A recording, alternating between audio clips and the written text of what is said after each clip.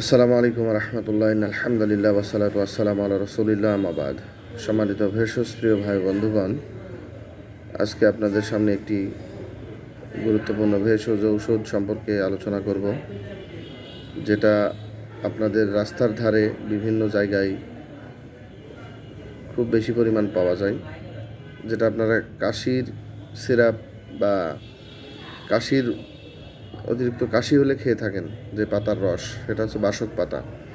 এই বাসক পাতার আরও কিছু ঔষধি গুণাগুণ আছে।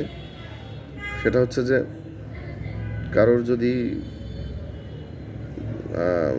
অতিরিক্ত চুলকানি, অ্যালার্জি বা যে কোনো ধরনের চর্মরোগ যদি হয়ে থাকে, তাহলে আপনারা এই বাসক পাতার রস পুরা শরীরে মাখতে পারেন। অতিরিক্ত ঘামের দুর্গন্ধ হলেও আপনারা এই বাসক পাতার রস শরীরে মাখতে পারেন। নিয়মিত 1 মাস ব্যবহার করলে ইনশাল্লাহ কোনো চর্মরোগও থাকবে না, ঘামের দুর্গন্ধ থাকলেও সেটা ভালো হয়ে যাবে। এটা পরীক্ষিত, ঠিক আছে। আর সর্দি কাশির কথা তো বাদই দিলাম। এটা যদি রোদে শুকিয়ে আপনারা গুঁড়া করে খেতে পারেন। সর্দি কাশি, যত পুরাতন কাশি হোক, এর সঙ্গে যষ্টি মধু এবং আপনার পুরাতন মধু যদি মিক্সড করে খান, তাহলে অনেকটা উপকার পাবেন। আসসালামু আলাইকুম রহমতুল্লাহ।